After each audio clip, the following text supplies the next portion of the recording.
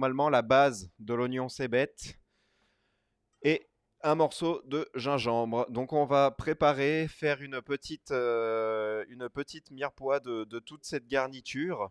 On va l'assaisonner. Et par la suite, on se mettra donc sur le risotto, qui est un risotto de Saint-Jacques au chou rouge. Alors, c'est très peu vu, mais vous allez voir, c'est excellent. C'est un risotto qui se prépare à base de vin rouge, déjà, ce qui change de la recette traditionnelle, qui normalement est plutôt à base de vin blanc. Donc vous allez voir, on va bien s'amuser avec aussi une petite purée d'edamame, qui est donc une fève verte pareil qui nous vient d'Asie, au shiso. Donc je ne sais pas si vous avez déjà goûté cette herbe-là, mais déjà simplement pour goûter, vous pouvez largement en couper un petit morceau et goûter, parce que vous allez voir, c'est une saveur qui est vraiment particulière et qui change beaucoup de toutes les herbes que l'on connaît en Europe. N'hésitez pas aussi, si jamais... oh bah très bien, merci beaucoup.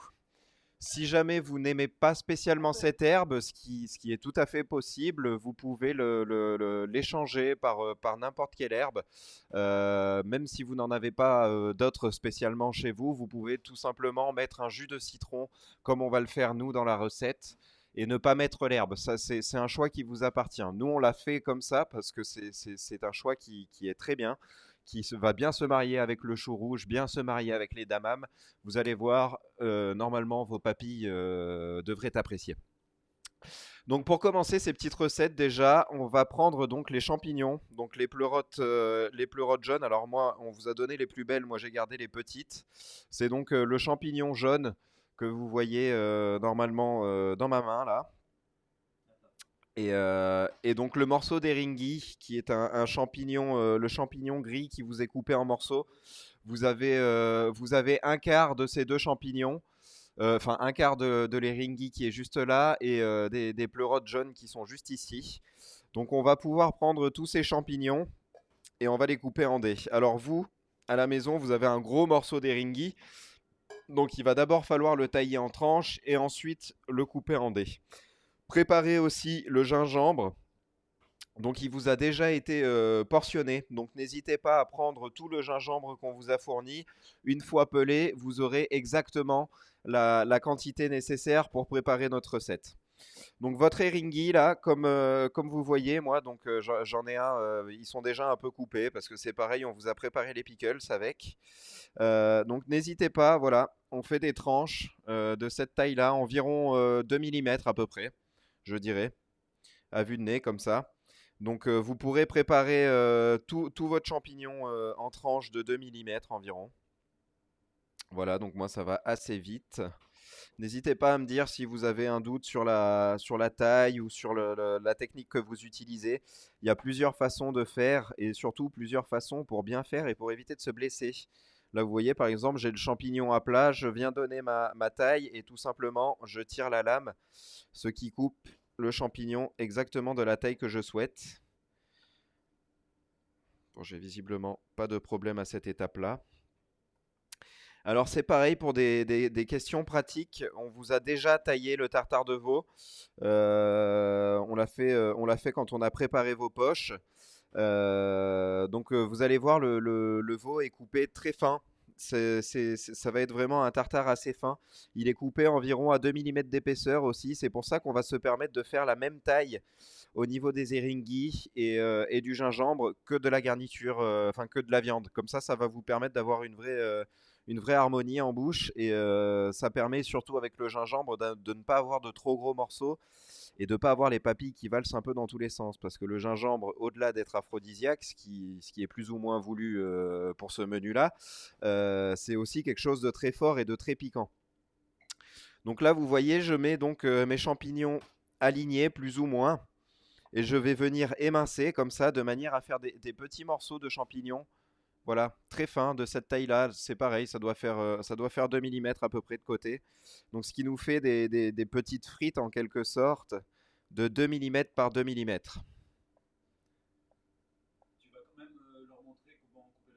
Oui, derrière moi j'ai gardé les morceaux de viande brute pour vous montrer la technique tout simplement. Si jamais vous voulez le refaire à la maison et que votre boucher a décidé de vous donner un morceau de viande au lieu de vous le tailler directement en tartare, parce que vous pouvez directement demander au boucher de vous le tailler en tartare, normalement il devrait le faire.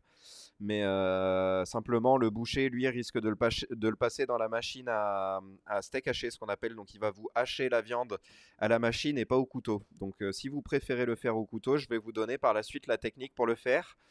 Donc, c'est pour ça que moi, je vais aller un peu plus vite sur ces garnitures pour avoir le temps derrière de pouvoir vous expliquer. Donc, vous avez vu la pleurote jaune. C'est pareil, c'est un champignon qui est... alors, on voit pas très bien là comme ça. Voilà, qui est assez plat.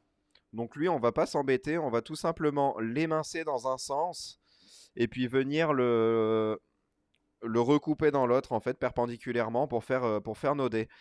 Donc la pleurote jaune, pourquoi? Parce que déjà c'est un champignon qui a un goût légèrement plus doux que la pleurote grise normale, commune, hein, que celle qu'on connaît tous normalement, plus ou moins en tout cas. Et c'est aussi une manière d'apporter un peu de couleur. Alors, il existe plusieurs couleurs de pleurote, de la rose, de la jaune, de la grise. Euh, oui, c'est ça. Là, j'ai simplement mis les champignons dans le sens de la longueur, donc les petits bâtonnets dans le sens de la longueur pour venir faire des petits cubes, pour faire notre garniture, donc qui ira dans le tartare. Et donc, oui, tout simplement, la pleurote jaune est une pleurote qui a un goût très agréable. La rose aussi, on aurait préféré vous mettre de la rose, simplement notre fournisseur n'en avait pas, pardon. Mais vous pourrez, à la réouverture des magasins, il existe des petits kits, notamment chez Nature et Découverte, où vous pouvez faire pousser vos propres pleurotes à la maison dans une petite box, une petite boîte en carton en fait, où il y a donc les spores de pleurotes plus le substrat. Ça vous permettra de faire vos petites pleurotes à la maison et puis d'ensuite les faire en tartare ou les faire un peu comme vous souhaitez, même sauter. Voilà, c'est ça, truc et astuce. On avait dit qu'on ferait un petit jingle. Bon, on l'a pas encore fait. Peut-être la semaine prochaine. Ça sera peut-être l'investissement de la semaine prochaine, qui sait. Donc tout simplement, voilà, là, vous voyez, j'ai donc mes dés de champignons. Donc on voit bien la couleur jaune là, par là, la couleur grise et blanche là qui reste ici. Donc on va pouvoir venir mettre tout ça par ici. Hop. Et donc s'attaquer au gingembre. Alors moi, il est déjà coupé en tranches. Vous avez eu un morceau complet. Mais tout simplement, comme on faisait les semaines auparavant et comme on peut faire tout le temps en fait, gardez-le entier, donc c'est-à-dire voilà, là, en morceaux, grosso modo. Bon, là, vous voyez, j'ai pas les mêmes morceaux, mais en morceaux complets. Et venez le peler à vif, ce qu'on appelle, donc c'est-à-dire enlever vraiment toute la peau pour ne garder vraiment que la chair jaune du gingembre. Donc là, voilà, moi en plus, j'ai la tête, donc je viens couper ça ici pour enlever la partie un peu marron de la peau. Hop. Donc on vient mettre tout ça dans notre poubelle. On va en profiter pour tout mettre. Et donc toujours pareil, on va venir donc le couper en long, enfin dans l'épaisseur en fait pour avoir des gros morceaux de gingembre. Ensuite, on va venir le retourner, faire de grandes frites, toujours pareil. Et ensuite, on viendra couper donc ces morceaux dans la longueur. Ouais, ouais, ça a l'air de suivre. J'ai pas de remarques particulières, ni de demandes. Bon, ben tout va bien alors.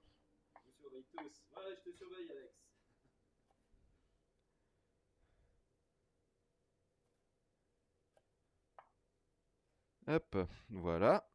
Et donc là, comme je vous ai dit, on va venir le mettre tout dans la longueur pour venir faire des dés en venant donc couper ces petits morceaux de gingembre.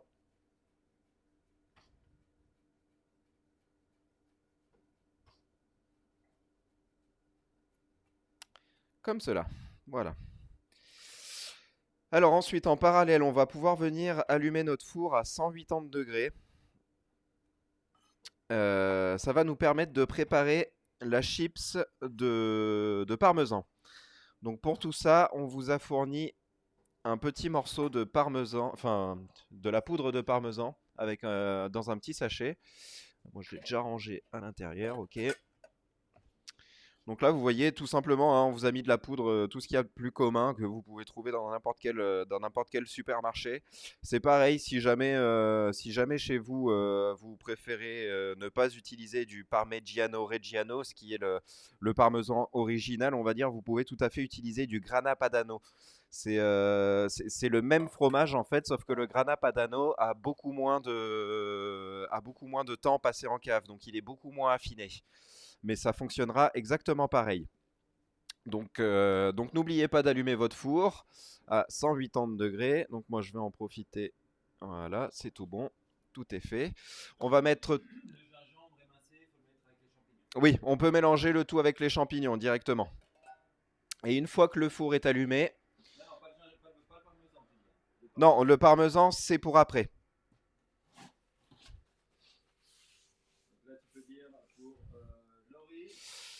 Laurie, il faut juste, you just have to mix the ginger and the mushrooms, and then we had the lemon, the half of the lemon in the ginger and in the mushroom.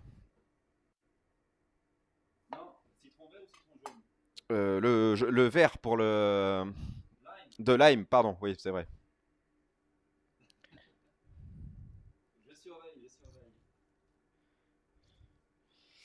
Donc on va venir mettre tout simplement ce demi-citron. Bon, vous avez vu, hein, ils sont quand même plus juteux que la semaine dernière, ce qui fait quand même beaucoup plus de jus, donc ça c'est très bien. Et ensuite on va venir ajouter un peu de sel. Alors qu'est-ce que j'ai fait de mon sel moi dans tout ça? Ici, hop. Donc venir ajouter une bonne pincée de sel, pas trop non plus, hein, il ne faut pas que ce soit sursalé. Et venir mélanger tout ça. En fait, ça va permettre de cuire le champignon et le gingembre par l'acidité et par le sel. Donc ça va naturellement leur faire rendre leur eau de végétation. Et par la suite, ça va venir enrober toute la viande afin d'avoir qu'une seule et même masse. Vous avez aussi normalement dans vos petites pochettes une pochette qui est notée huile d'olive. T'avais notifié tartare ou pas? Normalement, vous avez donc une huile d'olive tartare ou peut-être pour veau, ouais. Enfin, on sait plus trop l'appellation exacte. C'est pareil, on vous a pour le tartare, donc huile d'olive tartare. On vous a mis une huile qui est un peu particulière que vous retrouverez aussi dans pas mal de supermarchés maintenant parce elle est très très recherchée. C'est donc une huile d'olive Kalamata qui est donc une huile d'olive grecque qui n'a absolument aucune amertume, qui a juste vraiment le fruit de l'olive. C'est vraiment, vous allez voir, vous pouvez goûter même en mettre un tout petit peu sur une cuillère et goûter. C'est vraiment très très doux, très suave. Ça va vraiment bien assaisonner le tartare. Ben, vous pouvez même mettre directement tout le sachet parce que derrière on va mettre ça dans le tartare et il faut que le tartare soit un petit peu assaisonné de gras. Ça permettra en fait à la viande d'éviter d'être cuite par le jus de citron et par le sel. Ça va venir la protéger en fait et ça lui laissera cette couleur un petit peu rose qu'on recherche dans le veau. Rose un petit peu blanche là. Donc vous pouvez mettre tout le sachet directement, il n'y a aucun souci. Et donc voilà, on va simplement venir mélanger tout ça et laisser ça sur le côté le temps que le citron fasse son effet en fait. C'est pour ça qu'on le fait en avance et qu'on ne mélange pas directement avec le veau parce que ben, ça permet de cuire le légume sans avoir à cuire la viande. Donc c'est le petit twist qu'on cherche à avoir. Donc là maintenant je vais vous montrer donc cette technique un petit peu particulière. Alors juste avant, je viens de penser, on va mettre la tuile de parmesan à cuire aussi. Donc, on se prépare une petite plaque qui passe au four, de préférence en métal. Pourquoi le métal? Parce que ça conduit beaucoup plus vite la chaleur et ça fera une cuisson qui sera beaucoup plus rapide. Après, si vous n'en avez pas à la maison, il n'y a absolument aucun problème. Mais oui, une petite plaque en métal serait bienvenue parce que vous allez voir, ça va faire gagner énormément de temps. Parce qu'on va dire qu'une Oui, on peut utiliser le lèche-frite aussi. Parfait. C'est exactement ce qu'il nous faudrait en fait. Si vous avez un papier de cuisson, mettez un papier de cuisson aussi. Ça permettra d'éviter que le fromage ne colle à la plaque. Et donc, tout simplement, c'est pas si grave que ça sera juste plus compliqué à enlever de la plaque. Il faudra prendre une petite spatule et ne pas hésiter à gratter un petit peu fort. Mais c'est pas grave. Le fromage ne va pas coller en fait, si vous voulez, à la plaque. C'est juste que ça sera beaucoup plus facile parce que le but de cette tuile, ça va être de venir la découper tout juste sortie du four. Donc simplement par praticité, on a notre plaque, on enlève le papier, on peut tout simplement tailler. Alors que si on est avec le lèche-frite, on va devoir gratter un petit peu et le résultat sera moins net en fait, si vous voulez. Mais ça fonctionnera aussi pareil. Donc on vient mettre l'entièreté du parmesan sur notre plaque. On le répartit tout doucement pour qu'il y ait en gros 2 millimètres d'épaisseur. Il ne faut pas que ça soit plus fin non plus parce que ce qu'on recherche, c'est vraiment la finesse du parmesan et il faut pas oublier que c'est une poudre. Donc si on met trop fin, ben, ça sera hyper cassant, donc on pourra même pas le manipuler. Et si c'est trop épais, ça va avoir ce petit côté un petit peu chewing-gum qui n'est pas vraiment appréciable. Donc on le met sur 2 millimètres d'épaisseur environ parce qu'en fondant, ça va perdre la moitié de sa hauteur, donc on sera à peu près à 1 millimètre, ce qui est parfait.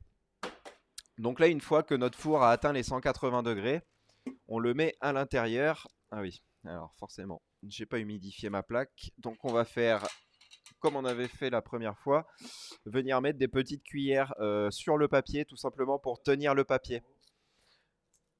Pour tenir le papier, ça permet d'éviter, vu que le four est en chaleur tournante, ça permet d'éviter que le papier s'envole dans le four et que tout le parmesan y finisse aussi.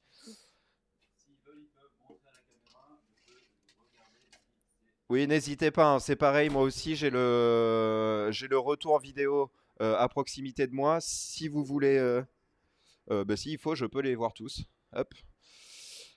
Donc n'hésitez pas à demander, n'hésitez pas à montrer. J'ai le retour vidéo de tout ce qui se passe, donc n'hésitez pas. Et en fait, c'est ça, le parmesan au four. Alors si vous avez une plaque en métal, quelque chose comme 8 minutes. Et si jamais vous avez donc une plaque plutôt en terre cuite ou en céramique en fonction de ce que vous avez à la maison, ça sera un petit peu plus. On pourra quasiment passer à 12-14 minutes. Donc on gagne quasiment 50% du temps de cuisson avec une plaque en métal. C'est pour ça que c'est vachement intéressant sur ce type de préparation. Donc là, je vous montre moi la technique pour faire le tartare à la maison, si jamais vous avez vraiment envie d'avoir le tartare à la maison. Donc là, vous voyez, j'ai mon morceau de grenadin parce qu'on a utilisé du grenadin pour vous faire ce tartare, qui est un morceau qui est... hein. Ah bon, bah c'est de la noix du coup, je me suis trompé. C'est un morceau qui est maigre en fait, qui n'a quasiment pas de matière grasse à l'intérieur. Donc c'est vraiment très intéressant à utiliser pour ça, parce que ben, ça nous fait vraiment une vraie mâche de tartare, vraiment comme un tartare de bœuf en fait. Donc là, vous voyez, on fait donc des tranches assez fines. Hop, voilà. On est vraiment maximum à 2 millimètres. Et donc on va venir faire nos petites tranches comme ça, dans l'épaisseur de la noix. Et voilà, et tout ça, ça a été fait pour vous. Donc vous n'avez pas besoin de le faire. C'est pour ça que je vais passer dessus assez rapidement. Je vais passer dessus assez rapidement. Je vais le faire assez grossièrement. Comme ça, nous, ça va nous permettre de manger la même chose que vous pour savoir si ce qu'on a fait était bon ou pas, même si on n'en doute pas vraiment. Et ça va nous permettre de vous montrer donc cette petite technique qui vous permettra de le refaire à la maison si vous avez envie. Donc là, vous voyez, donc j'ai mes morceaux de viande. Voilà, c'est très fin, ça fait des petits filaments en fait, si vous voulez. Et comme le gingembre, perpendiculairement à tout ça, on va venir donc émincer pour avoir quelque chose de très fin et de régulier. Parce que le but du tartare aussi, ça va être d'avoir des morceaux assez fins et surtout ne pas avoir de gros morceaux en plein milieu parce que c'est pas très agréable dans la mâche de sentir un gros morceau, un petit morceau, un gros morceau. c'est vraiment pas le but recherché d'un plat comme ça. C'est vraiment d'avoir quelque chose qui fond presque tout seul sur la langue quand on le mange. C'est ça. C'est qu'on garde de la mâche et puis ben, généralement en plus on fait ça avec les parties les plus nobles de la viande parce que ce qui passe à la machine à tartare en fait si vous voulez c'est un peu les parties les moins nobles. On peut mettre à peu près n'importe quoi dans les machines à tartare pour avoir une viande hachée parce que avec les grilles en fait si vous voulez tout ce qui est nerfs et gras est naturellement retenu par la grille. Donc ça permet d'avoir des viandes qui sont naturellement assez maigres alors qu'à la base elles n'étaient pas forcément nobles. Alors que là, ben, là on peut pas cacher en fait tout simplement. Donc là voilà, vous voyez j'ai mon tartare, il est coupé assez fin. On voit vraiment qu'il n'y a pas il y a pas de gros morceaux, on est sur des tout petits cubes. Donc c'est vraiment ce qu'on recherchait. Hop, on va mettre tout ça au frais le temps qu'on mange. C'est pareil, n'hésitez pas à remettre ces parties au frais là parce que c'est assez sensible. Ça peut très vite soit s'oxyder, donc c'est-à-dire partir sur une couleur grise sur le veau, soit ben, tourner. Bon là en l'occurrence on vous a donné de la viande qui est extrêmement fraîche, donc il n'y a pas de raison que ça tourne. Mais s'il fait vraiment très chaud chez vous et que vous la laissez plus de 2 heures à l'extérieur, vous avez ensuite des risques de tomber malade. Vu qu'il n'y a pas de cuisson, il faut faire attention à ce petit détail-là. Par la suite, on vous a donné aussi des petits morceaux de pain. Donc ceux-là, au moment où on va donc commencer à dresser le tartare, il faudra juste les passer au four avec un tout petit peu d'huile. Donc le four à 180 degrés, toujours pareil, l'équivalent de 4 minutes, ce qui est normalement le temps d'assaisonner et de dresser le tartare. Donc pour le moment, on s'en occupe pas, mais c'est tout à fait normal. On vous a aussi donné des petits morceaux de grenade. Ça va servir à assaisonner le tartare, mais une fois qu'on l'aura dressé, c'est-à-dire qu'on viendra le parsemer par-dessus. Donc encore une fois, ça c'est une décoration, on s'en occupe pas vraiment. On viendra le faire à la fin. Et donc on vous a donné par contre de la cébette, donc de l'oignon nouveau. On a dit 6-8 minutes en fonction de l'épaisseur que vous avez fait. Là, moi, par exemple, ça va faire à peu près 4 minutes. Il commence à fondre, il commence à colorer, mais on va le pousser un petit peu plus loin quand même. Parce que le but, c'est d'avoir aussi ce goût de gratiné. Un peu comme sur une lasagne ou sur des cannelloni. Le but, c'est vraiment d'exhauster le goût par le fait que ça soit chauffé. Donc là, vous voyez, j'ai mes petites cébettes. Donc on va repasser en vue du dessus. Ça permettra que vous voyez bien.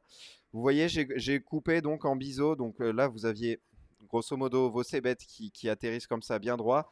On va venir donc couper en biseau.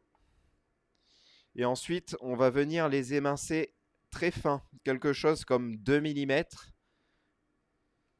Et en fait, ça va aussi nous servir de décoration sur notre tartare. Donc, on va pas apporter de traitement particulier en plus là-dessus.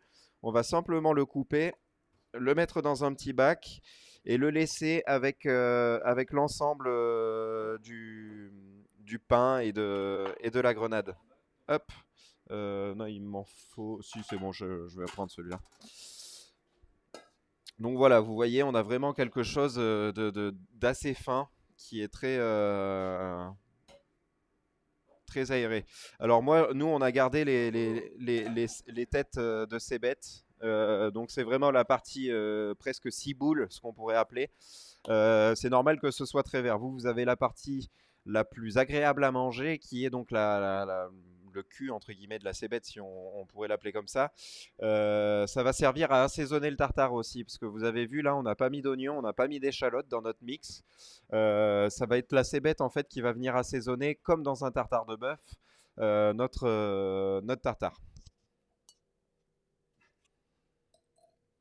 Oui, n'hésitez pas à boire un petit coup aussi de temps en temps, parce que cuisiner donne soif. Donc là, moi, le parmesan commence à être bien gratiné. On le sent à l'odeur là quand on le sort du four. Il a vraiment cette odeur de gratiné. Donc on va pouvoir Tu peux me mettre en vue du dessus qui voit vraiment la coloration. Vous voyez, mon papier est déjà brun à la base. On voit le parmesan par-dessus. On a vraiment quelque chose de... Nous mettons la grenade avec la ciboulette. Oui, vous pouvez mélanger si vous voulez. Après, nous, on le fait pas tout simplement parce que... Non, pas encore. Le pain, on le toastera au moment où on commencera à dresser le tartare. Je vous ai dit tout à l'heure. Tout simplement parce qu'un toast chaud, c'est quand même meilleur qu'un toast qui est froid, qui a ensuite refroidi et qui s'est ramolli. Le fait d'avoir un toast chaud est quand même nettement mieux au niveau de la qualité. Donc là, voilà, j'ai sorti mon parmesan, c'est ça. Le parmesan, là, vous voyez, je le sors. Il est vraiment gratiné, comme je vous ai dit tout à l'heure, comme si on l'avait mis sur une lasagne ou sur des cannelloni. On a vraiment quelque chose qui se casse, qui est croustillant déjà. Et le but, ça va être de venir le tailler à chaud, parce que sinon, il sera beaucoup trop cassant. Donc, on va venir faire des bandes comme ça. On va venir égaliser en haut, en bas. Et en plein milieu, on va venir le casser. Comme ça nous fait de jolis rectangles comme celui-ci qu'on pourra venir poser sur le tartare une fois qu'on l'aura dressé. On pourra venir le piquer par-dessus. Ça va être, euh, Ça va être le petit côté vraiment crunchy et vraiment gourmand de la recette. Ça va être, vous allez voir, c'est vraiment quelque chose qui est très simple, mais qui peut vraiment magnifier un plat parce que c'est vraiment très gourmand. En plus, là, je viens d'en manger un bout. Je ne sais pas s'ils ont entendu dans le micro à quel point ça croustille. Mais c'est vraiment, vraiment excellent. Hop. Et donc, on va le laisser sur le côté parce que ce coup-ci, le but, c'est vraiment que la tuile refroidisse et qu'on mange quelque chose qui soit froid. Parce que le parmesan, vu qu'il est gratiné, il va conserver son côté croustillant. Et ensuite, bah, ça serait quand même bête de mettre une tuile qui est à 180 degrés sur de la viande qui est crue. Ça la cuirait un peu et c'est pas le but recherché dans un tartare. Donc voilà, pour le tartare, maintenant on a tous nos éléments. Comme je vous ai dit, le pain, on le conserve, on viendra le toaster au moment du dressage. On a notre viande qui est taillée, on a notre garniture qui est en train de mariner, qui viendra en fait tout simplement dans le tartare au moment de l'assaisonnement. On a notre cébette qui est taillée. À qui, pardon? Laurie et Doug, est-ce que vous avez lancé votre parmesan? Parce qu'on n'a pas vu que vous l'aviez enlevé. Ok, bon, il faut garder un œil parce que du coup, ça va assez vite. En 6-8 minutes, le parmesan peut être déjà bien gratiné. Après, c'est pareil, vous pouvez le pousser un peu plus si vous aimez vraiment le goût gratiné, mais là, ne serait-ce qu'avec ce temps-là, ça permet déjà d'avoir quelque chose qui est très gourmand. Hein? Ok, alors maintenant, on va s'attaquer donc au risotto. Donc pour ça, on vous a fourni du jus de chou rouge. Donc c'est le petit sachet qui est violet presque chimique. C'est tout à fait normal, hein. C'est juste que le chou est naturellement très coloré. C'est un jus qu'on vous a fait hier. Euh, alors voilà, il y a le bouillon aussi, donc c'est une poche qui est un peu plus grosse, qui est un peu violacée parce que lui du coup il a déjà subi une cuisson et il est dilué. Mais vous voyez là, vous avez vraiment la couleur violette mais diluée. Et vous avez le chou rouge là qui pourrait presque servir d'encre pour écrire sur un papier en vrai parce que c'est tellement fort en couleur que vraiment c'est hyper concentré. Hop. Voilà, donc ça c'est donc le jus de chou, donc la petite poche, et ensuite vous avez le bouillon de chou, donc qui est celui-ci qui est un petit peu plus dilué. Vous avez normalement approximativement 1 litre, parce que c'est en gros ce qu'on considère utile pour cuire un risotto. Alors voilà, le bouillon, c'est un bouillon de légumes donc qu'on vous a fait hier aussi, dans lequel on a mis à infuser donc carottes, oignons, échalotes. Il y avait un petit peu de daikon parce que c'est un goût qui se marie très bien avec le chou. Et on a mis surtout thym et romarin parce que le but d'un risotto, c'est de le cuire dans un bouillon qui a un maximum de goût.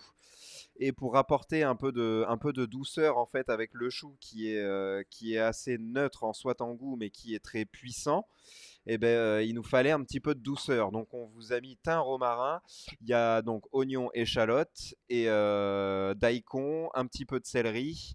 Donc c'est vraiment un ensemble avec plein de goûts. Je ne sais pas si vous avez déjà goûté, ne serait-ce qu'un tout petit peu. Et en plus, oui, on a mis la pulpe du chou naturellement pour avoir le côté vraiment coloré comme ça. Mais c'est pas le goût qu'on va sentir en premier. Mais je sais pas si vous avez déjà goûté ce bouillon, mais il est très goûtu naturellement. Il y a pas de sel, il y a juste un tout petit peu de matière grasse parce qu'on fait suer les légumes avant de les mouiller avec de l'eau. Mais il est vraiment naturel au possible. Alors voilà, on vous a fait le bouillon. Alors d'une déjà, on vous a fait le bouillon parce qu'il est fait maison et que c'est quand même nettement meilleur qu'un bouillon Knorr ou de n'importe quelle marque que vous pourrez acheter dans le supermarché. Et ensuite parce que ben, ça fait gagner du temps et puis parce que nous, ça nous permet aussi de le colorer et de maîtriser le goût. Parce que généralement, les bouillons dans le commerce sont déjà salés, sont déjà assaisonnés. Donc on n'a pas vraiment la maîtrise du goût comme on souhaite l'avoir, comme celui-ci, comme je vous ai dit, où on a rajouté de l'échalote pour sucrer un tout petit peu, de l'oignon pour apporter ce côté un peu basique, du daikon pour accompagner le goût du chou. Enfin, c'est vraiment un bouillon qui est construit spécialement pour cette recette en fait. Après, si vous voulez le refaire plus tard à la maison, vous pourrez aussi largement acheter un bouillon de légumes déjà prêt, mettre des morceaux de chou à l'intérieur. La couleur sera moins puissante, le goût aussi, mais ça fonctionnera. On aura toujours les mêmes marqueurs de goût en fait. Donc voilà, c'est ça. Pour cette recette, il va donc nous falloir les oignons rouges, l'huile d'olive. Donc c'est pareil, on vous a mis l'huile d'olive, la même huile d'olive parce qu'elle accepte très bien la cuisson et qu'au final, ben, c'est un peu ce goût-là aussi qu'on recherche. Ne pas apporter spécialement d'amertume parce que le chou est déjà assez amer en lui-même. Donc voilà, on va venir mettre donc l'huile d'olive à chauffer tout doucement sur le feu parce que le but c'est vraiment pas de la faire trop monter en température. C'est ça, on est à feu moyen là, exactement. Donc on va prendre le riz et notre oignon rouge. On va venir peler l'oignon rouge assez rapidement parce que au final, c'est pas la beauté entre guillemets de l'oignon pelé qui nous intéresse, ça va être de le ciseler. Donc c'est-à-dire faire des tout petits morceaux de ce chou pour venir le faire suer dans l'huile d'olive. Ensuite, on va venir rajouter le riz pour faire ce qu'on appelle nacrer le riz. Donc c'est-à-dire qu'on va venir apporter cette couleur nacrée, donc il va venir translucide et un peu brillant. Oui, non, mais là pour le moment, je j'ai rien commencé du tout. Donc c'est pour ça, voilà, on met l'huile dans une casserole. C'est pareil, moi j'ai une casserole, là vous voyez, c'est une casserole tout à fait banale, hein. Bon, enfin, oui, c'est ça, c'est casserole, c'est quand même mieux. Comme ça permet d'avoir de la hauteur, ça permet de pouvoir concentrer les goûts aussi, parce que la casserole, contrairement à la poêle, les saveurs peuvent s'évaporer par tous les bords, alors que la casserole va créer en fait une espèce de vortex qui va concentrer les goûts à l'intérieur. Donc on va venir tout simplement donc mettre l'oignon ciselé dans cette huile d'olive. Ensuite, on viendra rajouter le riz. On va faire légèrement nacrer le riz, donc c'est-à-dire qu'on va casser l'enveloppe pour que l'amidon puisse se développer dans le bouillon de cuisson. On va ensuite le déglacer au vin. Oui, on vient de me dire dans l'oreillette qu'il faudrait checker le parmesan, Laurie, parce que apparemment vous ne l'avez toujours pas sorti et que je pense que ça devrait être pas mal. Et donc en fait, on va venir faire des petits morceaux d'oignon. Donc c'est-à-dire qu'on va le tailler donc dans ce sens-là. ensuite dans ce sens-là, et ensuite dans ce sens-là, ce qui va permettre de faire des petits cubes.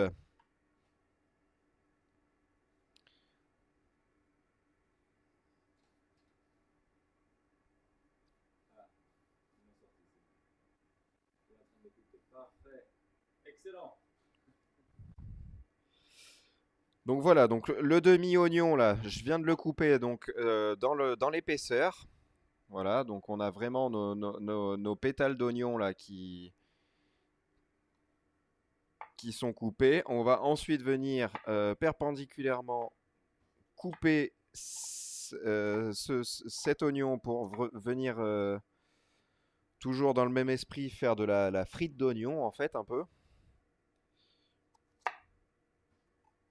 Il faut que je raffute mes couteaux moi, ils coupent plus rien. Hop. Et ensuite on va venir émincer.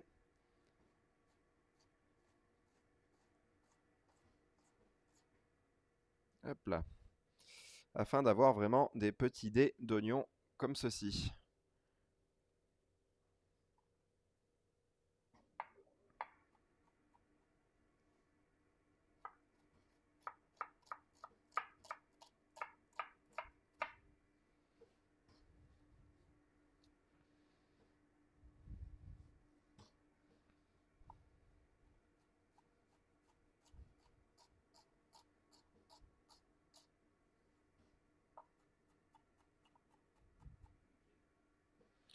Hop. Donc on va pouvoir venir mettre l'ensemble de ces oignons dans notre casserole parce que là, comment ça s'appelle? L'huile doit commencer à monter en température. Oui. Alors vous, normalement, vous avez les deux oignons. Alors ça, c'est pareil, c'est un peu une histoire de goût. L'oignon va rapporter une sucrosité. Si vous aimez pas trop l'oignon, un seul suffira. Sinon, les deux, moi, je trouve personnellement que c'est plus gourmand. Mais encore une fois, c'est une histoire de goût. Ah, un peu de gourmandise, j'adore.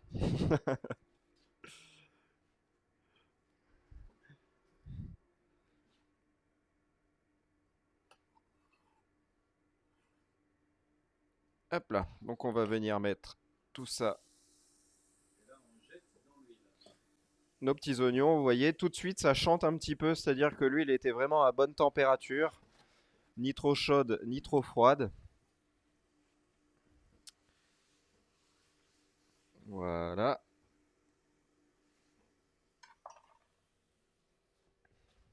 Tiens. Donc on va le laisser cuire l'équivalent d'une petite minute ou deux. Le but étant que les oignons deviennent légèrement translucides pour qu'on ait vraiment, cet oignon cuit, parce qu'une fois qu'on rajoutera le vin rouge à l'intérieur, toujours pareil, quand on rajoute de l'acidité dans des oignons qui sont en train de cuire, ça stoppe la cuisson. Donc le vin rouge étant légèrement acide, le but ça va être vraiment de cuire les oignons dans cette matière grasse pour pouvoir les avoir vraiment bien fondants et qui se fondent dans la masse.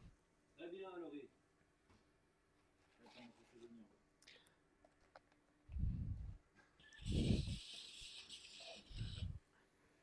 Qu'est-ce que tu veux dire? Je vois, je vois. Donc une fois qu'on a eu ces oignons qui ont cuit, qui commencent à devenir translucides, dans la casserole, on va commencer. Il ne faut pas qu'il brunisse. Non, c'est ça, il faut vraiment qu'il n'y ait pas de coloration. C'est pour ça que je vous ai dit qu'à feu moyen, c'était bien. Comme ça, on n'a pas, normalement, on n'a pas de coloration. On a juste cette huile en fait qui vient légèrement frire les oignons, mais sans les colorer. Et une fois qu'on a donc les oignons qui ont à peu près cette couleur-là, je ne sais pas si vous voyez très bien sur vos écrans, mais ils commencent vraiment à devenir translucides. On va venir pouvoir jeter le riz. Donc c'est pareil, on vous a mis 200 grammes de riz, ce qui fait normalement pour deux personnes et demie. Mais le but, c'est vraiment que vous ayez des assiettes gourmandes à la fin et que si vous avez encore envie de manger après avoir fini votre assiette, normalement, il devrait pouvoir en rester dans la casserole. Donc, on va venir enrober ces petits morceaux ces petits grains de riz dans l'huile et on va le laisser À partir de ce moment-là, on peut monter légèrement le feu. On passe à feu moyen fort, on va dire, pour que le riz remonte en température et on va venir le nacrer.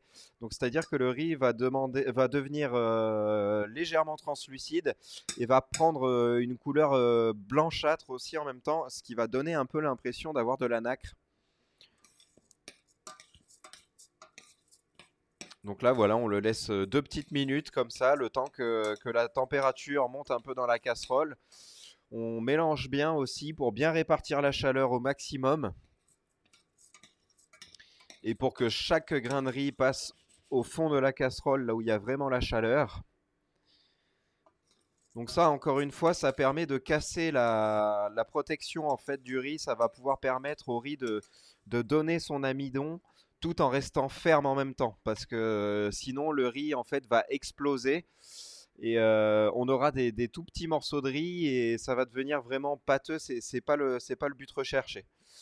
À cette étape-là aussi, on peut rajouter une pincée de sel et un petit peu de poivre. Ça permet toujours pareil d'assaisonner le riz pendant la cuisson. Comme les pâtes, comme à peu près toutes les légumineuses, bon, sauf les légumes secs, qu'on évite de saler parce que sinon ben, le légume sec ne cuit pas. Mais là, tous ces féculents comme ça secs, on n'hésite pas à assaisonner pendant la cuisson. Ça permet d'avoir un assaisonnement qui est beaucoup mieux réparti dans toute la masse en fait. Donc là voilà, moi je commence à avoir la couleur nacrée, donc c'est-à-dire que là, alors je sais pas trop si vous voyez sur vos écrans, mais on a vraiment le bord du riz qui est blanc et le cœur qui commence à devenir transparent. Donc là on a vraiment la texture nacrée qu'on cherche à avoir justement euh, pour cette recette. Et à partir de ce moment-là, on va pouvoir jeter le vin rouge dedans. Donc on vous a mis, si mes souvenirs sont bons, 7 centilitres dans vos poches, ce qui doit permettre à peu près de recouvrir le riz à hauteur. Et donc là, on va laisser maintenant tout simplement remonter en température tout doucement. On va venir faire réduire que le riz soit presque à sec, ce qu'on appelle, donc c'est-à-dire qu'il n'y ait plus de liquide dans la casserole. Et ensuite, on viendra mettre le bouillon de légumes, donc on vous a dit le bouillon de chou. Une fois que le vin rouge aura réduit dans la casserole. Alors ça peut être bien de le faire chauffer. Et moi après je trouve que ça sert un petit peu à rien. Ça rallonge juste de 2 petites minutes la cuisson du riz, mais ça fait une casserole de plus à laver. Donc c'est un peu un choix personnel. Non, on va le rajouter petit à petit, tout simplement parce qu'en fonction de la puissance du feu que vous allez mettre sous le riz, parce qu'à partir du moment où on a mouillé le riz, on le met à feu moyen, voire même faible, pour éviter qu'il accroche, et on va venir aussi on va venir le remuer très souvent pour éviter qu'il accroche au fond, parce que c'est toujours pareil. Maintenant que le riz va lâcher son amidon, il y a de grandes chances que le fond accroche. Donc là, on va donc tout simplement laisser réduire. Là, moi, c'est presque à sec personnellement. Le riz commence à gonfler, c'est signe qu'il a bien été nacré parce qu'il s'imbibe bien du jus de cuisson. Donc là, vous voyez ce qu'on appelle à sec, c'est-à-dire que quand je crée, en fait, quand je laisse la casserole apparaître, il n'y a plus de jus du tout qui coule du riz. Tout est dans le riz, en fait. Donc là, à partir de ce moment-là, on va pouvoir commencer à mouiller au bouillon. Donc nous, on a des louches qui font à peu près 20 centilitres là. Donc ce qui fait à peu près l'équivalent d'un verre chez vous. On va pouvoir commencer par mettre 2 louches, donc c'est-à-dire à peu près 40 centilitres. Du bouillon de légumes. 2 bouillons de légumes. Celui qui est en plus grosse quantité. C'est ça. Surtout pas de jus de betterave. Surtout pas le jus de betterave. On peut en rajouter un tout petit peu. De chou, ouais. On peut venir en rajouter un tout petit peu, mais bon, ça servira à rien. Parce que le but, ça va être de l'ajouter en fin de cuisson. Comme ça, on aura un goût franc de chou. Et puis surtout, on aura encore cette belle couleur. Même si elle ne passe pas spécialement à la cuisson, le but, c'est d'avoir la couleur la plus fraîche possible. Et pour ça, il faut vraiment cuire au minimum ce jus de chou. Donc là, Donc on met là, le bouillon, feu moyen, moins. c'est ça, pour résumer, bon là on peut remettre à feu moyen parce que vu qu'on chauffe pas le bouillon justement, bah, le but ça va être de le refaire monter en température. Mais voilà, on va faire donc la cuisson du riz comme ça à feu moyen. Donc là maintenant à partir du moment où on a mouillé avec notre bouillon de légumes, on compte à peu près une quinzaine de minutes de cuisson. Nous, on va faire un tout petit peu moins parce que vu que vous avez l'entrée à manger avant, on va apporter 12-13 minutes de cuisson. Comme ça, au moment où vous voudrez manger le plat, eh bien, tout simplement, il vous restera juste à rajouter le mascarpone, le beurre et un petit peu de jus de chou. Et ça va vous permettre en fait de remonter en température l'ensemble, de lier ce qu'on appelle le risotto et de l'avoir chaud. Et en même temps, on aura aussi marqué nos Saint-Jacques et ça va permettre de tout simplement de remonter aussi les Saint-Jacques au four.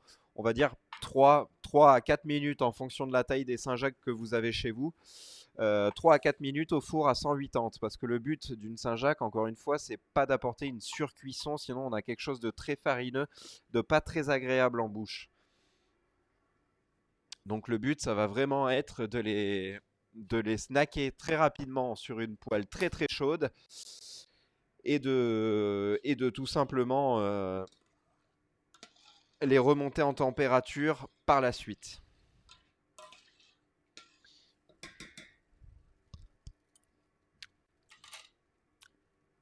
C'est vrai que c'est bon quand même, hein. Ensuite, on a donc nos edamame. Donc l'edamame, c'est cette petite fève que vous voyez là. Hop. Donc vous avez vu, il a un vert très pétant, c'est voulu, c'est même quelque chose qui va venir matcher en fait avec notre couleur violette. Donc là, le but, ça va être de les mettre dans une casserole. Donc moi, toujours pareil, par principe de facilité, je vais les mettre au KitchenAid, mais ça va être de les mettre dans une casserole ou dans un robot qui chauffe en fonction de ce que vous avez chez vous à la maison, avec l'équivalent de 5 centilitres d'eau et de venir les faire bouillir en fait pour les remonter en température. Ça va permettre ensuite de finir la cuisson parce que là, ce qu'on vous a donné, ils sont juste blanchis, ce qu'on appelle. Donc, c'est-à-dire qu'ils ont une cuisson très rapide qui permet simplement de fixer la couleur. Donc, la totalité, on va pouvoir le mettre dans le fond du mixeur. Donc si vous avez un Thermomix, Alors oui, nous on le fait au Thermomix, encore une fois par principe de facilité. Si vous n'en avez pas à la maison, faites-le à la casserole, ça ira tout aussi bien. Donc voilà, on a donc... il faut en garder quelques-uns pour la décoration. Oui, mais là pour le moment, on va juste les remonter en température. Donc on peut tout mettre ensemble, il n'y a aucun souci. Donc on a nos petits edamame. On vient rajouter une petite pincée de sel. Mince, j'ai laissé là-bas. Hop, une petite pincée de sel, un petit peu de graisse. Vous, normalement, vous avez un petit peu de beurre. Moi, malheureusement, j'en ai plus pour cette recette. Donc, du coup, j'ai mis juste un petit peu de graisse. Et l'équivalent de 5 centilitres d'eau. Donc, ce qui fait un quart de verre d'eau ou, On leur a donné, ou un petit shooter. on leur a donné pour les Dynamés, ils ont normalement Normalement, ils ont du beurre, ouais. Du beurre et de la crème. Mais la crème, on le mettra ensuite. Ça sera vraiment pour la purée. Là, c'est vraiment juste pour remonter en température. En fait, le beurre, enfin la matière grasse en général, va tout simplement permettre de lustrer les edamame et qui restent bien brillants. Vous avez aussi le shiso, donc, qui est cette feuille qui est verte violacée, légèrement translucide en fonction des feuilles. Là, nous, on a des grosses feuilles, donc elles sont un peu translucides. Si vous en avez des petites, elles ne le sont pas. Donc il existe le shiso vert, le shiso violet, et puis en fonction de la maturité de celui-ci, du shiso vert-violet. C'est simplement un appoint de maturité en fait. Donc je ne sais pas si vous avez senti, mais c'est pareil, c'est une plante qui est assez puissante, qui a ce goût un petit peu anisé, euh, qui, moi personnellement, je trouve est très agréable. C'est pareil, encore une fois, goûtez-en un petit morceau si vous voulez. Là, vous voyez, vous pouvez arracher ça. Il n'y a aucun souci, goûtez. Et si c'est quelque chose qui ne vous convient pas, n'hésitez pas à ne pas le mettre. C'est ah bon, ben très bien, parce que c'est aussi tout à fait ce qu'on souhaite. Hop, donc Donc là, on met à cuire, enfin, on met à chauffer on doucement. met à chauffer l'edamame. En fait, c'est vraiment très rapide. Ça va être entre 3 et 5 minutes. Ça va permettre de remonter donc l'edamame en température. Ça va venir le cuire un tout petit peu aussi. Et ensuite, on va venir en débarrasser une toute petite partie pour les mettre sur le risotto en dressage. Et le reste, on va en faire une purée dans lequel on viendra mettre le shiso que là, vous voyez, je viens juste d'en faire des petits tronçons. C'est tout simplement pour faciliter, quand on le passera au mixeur, pour faciliter le fait que tout se mixe bien convenablement plus rapidement. Donc on va mettre ça dans un petit bac en attendant. Donc là, on va monter en température l'équivalent de 5 minutes. On n'oublie pas de temps en temps de mettre un petit coup de cuillère dans notre risotto. Moi, c'est pareil, il a recommencé à bouillir tout doucement. Donc on est bien. Donc vraiment, c'est important pour une cuisson réussie du risotto que la température reste relativement basse. Il faut, voilà, le but, c'est de ne pas agresser le grain de riz, vraiment qui se gonfle de lui-même du liquide chaud, sans qu'il y ait ce qu'on appelle une machine à laver, nous en cuisine, donc c'est-à-dire une ébullition très forte. Il faut limite un frémissement, ça suffit largement. Le fait que ça frémisse permet au grain de riz de cuire, permet aussi de pouvoir se détacher un peu sans que celui-ci accroche, parce que s'il accroche, forcément, on aura un goût de brûlé au fond de la casserole qui sera pas agréable au moment de la dégustation. Et puis ensuite, c'est un truc tout bête, mais ça va permettre aussi au grain de riz d'avoir une meilleure texture à la cuisson. Parce que le grain de riz va rester bien entier, bien solidaire, et en fait, on va vraiment avoir ce riz al dente qui reste vraiment entier et qui va pas devenir une espèce de mélasse un peu de riz et de bouillon. Donc vous voyez déjà, on a vraiment un riz qui commence à être bien violacé, qui commence à se charger en couleur et en saveur. Je ne sais pas si vous, au-dessus de la casserole, ça sent aussi fort que moi. Mais c'est vrai que ça commence à devenir très agréable au niveau des saveurs là. Je t'ai rendu un petit peu plus bronzé, c'est un petit peu pas. Ah, je rejette trop la lumière, c'est ça? Hop. Donc, Donc ensuite, un petit récapitulatif. Donc là, on a le risotto qui est réduit. donc c'est ça, on a le risotto qui cuit tout doucement, à frémissement. Là, ça doit faire à peu près 3 à 4 minutes. Donc il nous reste en gros une dizaine de minutes de cuisson. On va pouvoir pas trop tarder normalement si vous êtes sur le même principe, enfin sur les mêmes températures que moi à le remouiller. Mais pas tout de suite. On dit en général qu'un risotto cuit enfin, en remouillant 7 fois le riz. Donc on verra, ça dépend aussi de la variété. Là, on vous a mis un riz, ce qu'on appelle un riz Carnaroli, donc qui vient de la région de Carnaroli ou même de la ville, je sais plus trop. Mais mes cours sur le riz semblent assez loin, mais il me semble que c'est une ville même d'ailleurs. Donc qui est un riz qui vient d'Italie. Il est considéré un peu comme le roi des riz à risotto parce que il apporte une texture qui peut être très ferme et si on le souhaite, on peut le nourrir avec beaucoup de beurre, beaucoup de mascarpone et on peut en faire aussi un riz qui est très crémeux. Si vous voulez avoir un riz qui est un peu plus healthy, on va dire, avec moins de graisse à l'intérieur, vous pouvez utiliser un riz arborio qui est un riz qui sera moins riche en fécule et donc qui permettra de moins nourrir le riz en graisse pour qu'il soit vraiment crémeux. Parce qu'à la base, le principe du risotto, c'est pas qu'il soit très ferme, c'est qu'il soit justement crémeux. Et c'est ce qu'on va essayer d'avoir là tous ensemble pour ce soir, un riz vraiment crémeux, comme vous le mangez normalement chez nous au restaurant. Les quelques risottos qu'on a pu proposer à la carte à chaque fois étaient très crémeux, très, très... Comment?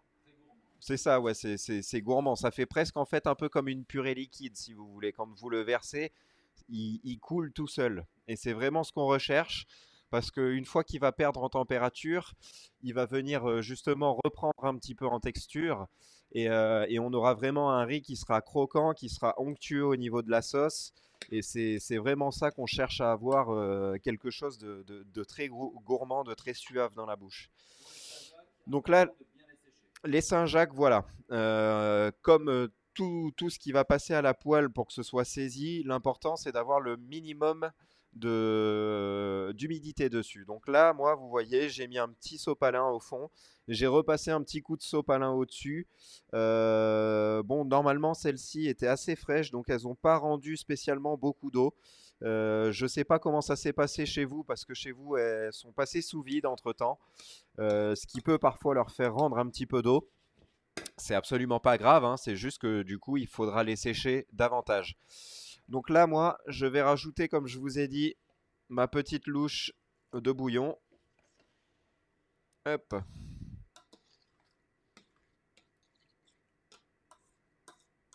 On vient bien rabattre les petits grains de riz qui sont sur le côté, on les replonge dans le bouillon, comme ça on a une cuisson bien uniforme de toute la masse du riz. Ça aussi, c'est très important.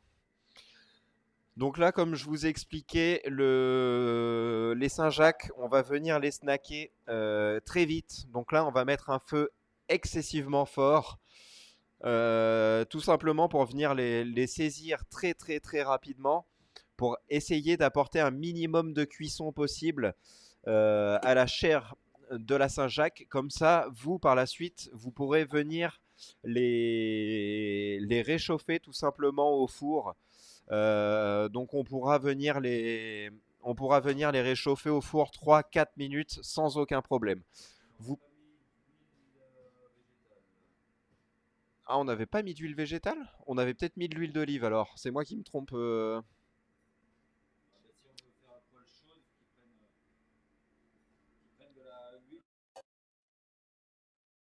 Non, l'huile de truffe, ça sera pour le tartare au niveau de l'assaisonnement. Oui, ben, visiblement, on a fait ce petit oubli quand on vous a fait, quand on vous a fait les paniers. Si vous avez chez vous un peu d'huile de tournesol, un petit peu d'huile d'arachide ou même de pépins de raisin, ça fonctionne très bien. On est désolé de ce petit oubli, c'est de notre faute. On essaiera de faire mieux la prochaine fois.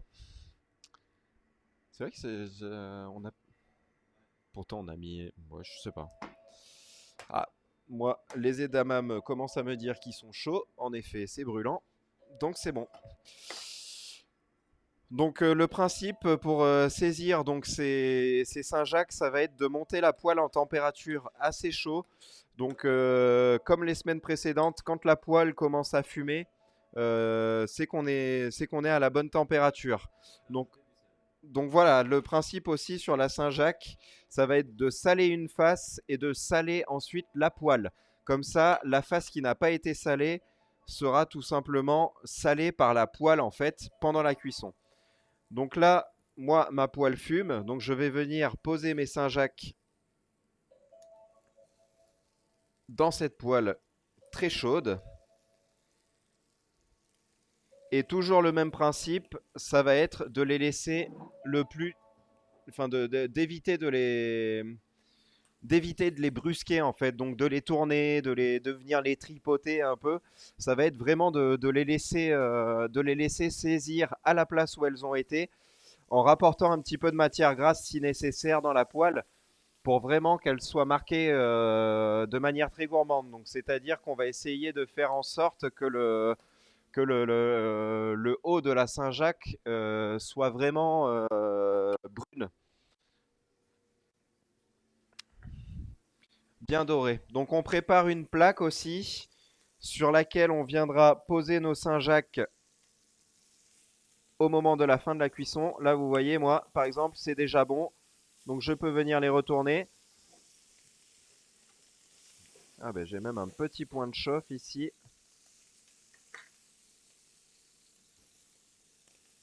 Hop. On va donc venir ici les poser. On va les laisser snacker donc bien convenablement. En venant les nourrir de gras de temps en temps quand même, c'est très important. C'est ce qui va permettre de les saisir et de créer une croûte qui sera vraiment, vraiment agréable. C'est ce qui va permettre en fait à la Saint-Jacques de garder toute son eau et d'éviter de devenir toute sèche. Donc là, on est bon. On finit de retourner le tout. Hop. Et ensuite, une fois qu'on a eu donc ce côté-là, on va venir les poser sur le papier. Donc là, je sais pas pour vous, mais moi personnellement, si je touche donc le centre de la noix qui n'a pas été en contact ni avec l'huile, ni avec ni avec la poêle, la Saint-Jacques est encore froide à cœur. C'est pour ça aussi qu'on les a pas sortis en avance, parce que normalement, une pièce comme ça qu'on va venir saisir, on essaye de la sortir un petit peu en avance pour lui faire reprendre une température normale. On va dire quasiment une température ambiante. Alors que là, non. Et donc, du coup, vous voyez, n'hésitez pas à me montrer la cuisson de vos Saint-Jacques. Là, vous voyez, moi, les miennes, bon, à part celle-ci qui a juste marqué au centre et qui s'est recroquevillée, mais sinon, on a vraiment quelque chose de bien coloré. Ouais, l'autre côté est un petit peu moins snacké, tout simplement parce que, ben, encore une fois, hein, on cherche pas à avoir le côté snacké ici, on cherche juste à apporter la cuisson pour permettre ensuite de les passer au four et qu'elles ne rendent pas toute leur eau. Donc là, c'est ça. Là, elles sont juste pré-cuites. Alors, si vous êtes vraiment très gourmand de la Saint-Jacques, vous pouvez la manger crue, il n'y a aucun problème. Si jamais vous êtes gourmand de la Saint-Jacques cuite, vous pouvez même la manger maintenant, il n'y a toujours aucun problème. Mais le but, ça va être de la repasser 3 à 4 minutes au four pour lui permettre de choper la température à cœur qui permettra voilà, d'avoir ce côté bien, bien moelleux, bien fondant. Et une fois qu'elles sont marquées, on n'hésite pas à revenir les mettre au frais. Donc si vous n'avez pas de place dans le frigo, n'hésitez pas à les mettre un tout petit peu dehors. Ça va permettre de stopper la cuisson nette et de les refaire descendre en température assez rapidement. Comme ça vous permettra donc d'avoir des Saint-Jacques qui sont au top au niveau de la réchauffe et qui vous permettra aussi d'avoir une réchauffe qui soit vraiment idéale. Donc là, normalement, vos edamame, ils ont bien réchauffé. Ils ont un tout petit peu cuit. Donc ce qu'on va faire, c'est qu'on va venir donc en récupérer un petit peu. Hop.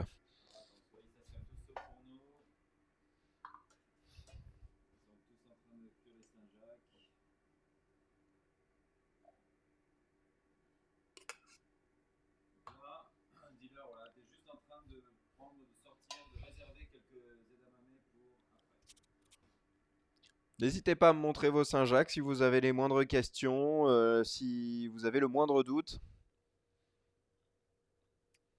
Là, moi, pour le moment, j'ai juste réservé sur le côté l'équivalent de 2 cuillères à soupe comme celle-ci, d'edamame sur le côté, ce qui va nous permettre de les conserver pour le dressage ensuite. On viendra les rajouter légèrement parsemés sur le risotto. Comme vous avez vu sur la photo au moment de la réservation, normalement, c'est ce qui était bien vert en plus des points de purée que nous allons faire maintenant là. Ah, elle est là, ma crème. Bon, visiblement, c'est tout bon pour tout le monde.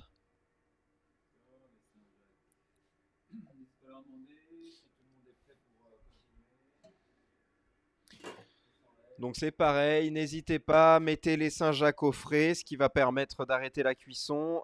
Les quelques edamame, donc comme je vous ai dit, j'ai mis 2 cuillères d'edamame sur le côté un peu, dans un bac à côté. Je les ai mis au frais aussi, c'est ce qui va permettre d'avoir donc les edamame au niveau de la cuisson. Enfin, une fois la cuisson du riz effectuée, pour les mettre sur le riz.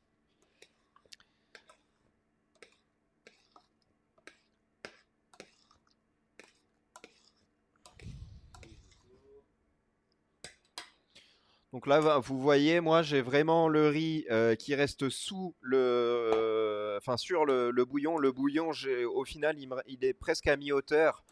Donc on vient le remuer assez souvent pour que le bouillon vienne enrober tous les grains de riz.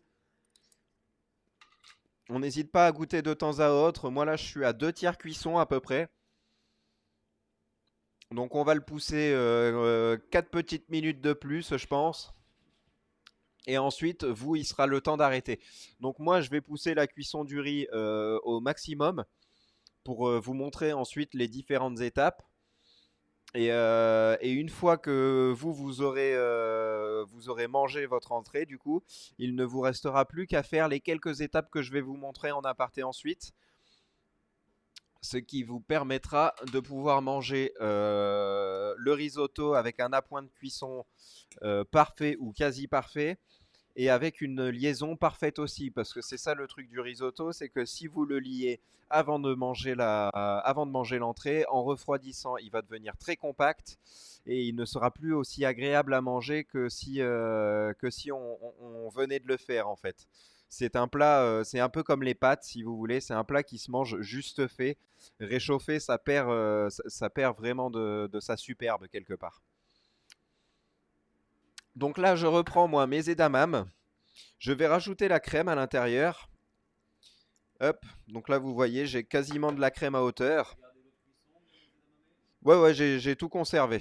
L'eau de cuisson, les pots, on conserve tout. Vraiment, on s'embête pas avec ça. On avait un jus de citron, donc on avait un citron jaune. Bon, alors le mien, il est mi-jaune, mi-vert, mais c'est un citron jaune, hein, on est d'accord. C'est un mi-lime, mi-lemon, mais à la base, c'est vraiment un lemon. Donc on prend le lemon, on va venir. Comment, pardon? Oui, ben ça dépend. Punaise, ça dépend un peu de ce qui vous reste en eau de cuisson. Alors moi, j'ai pas mis la totalité de la crème. Il doit me rester quelque chose comme 2 centilitres. Mais c'est vraiment pas quelque chose de grave. Si vous mettez tout, parce que l'édamame, naturellement, est quelque chose qui va se lier de lui-même.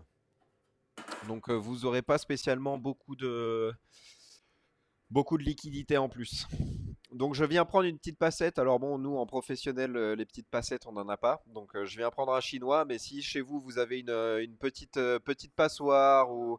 Oui, c'est bien. C'est toujours le citron jaune. Il paraît un peu vert, mais c'est bien le jaune. C'est le lemon. Exactly. Et on va venir presser le demi-jus de citron dans les edamame.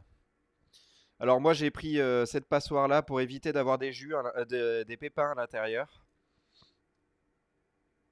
Parce qu'il est très riche en pépins, le mien, personnellement. Donc c'est pareil, il est un peu rude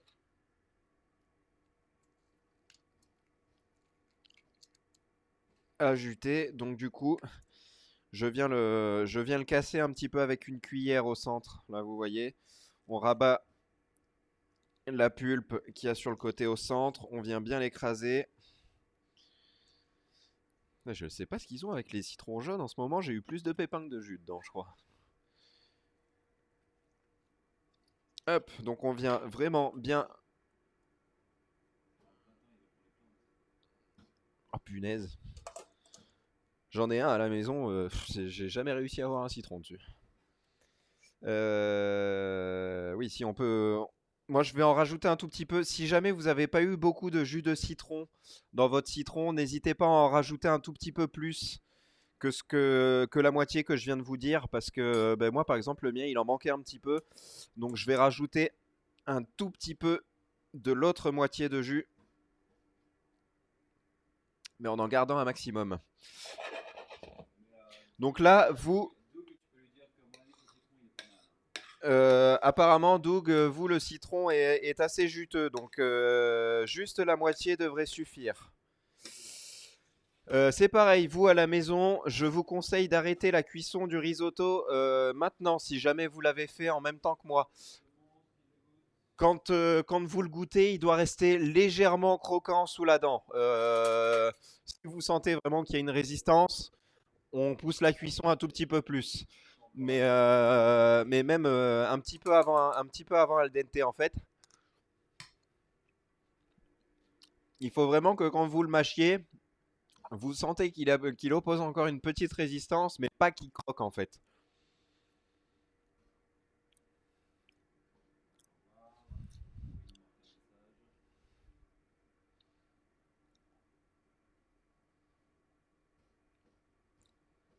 Moi en tout cas, j'en suis à cet appoint de cuisson là. Le riz, comment dire, reste un petit peu dans les dents, mais ne croque plus.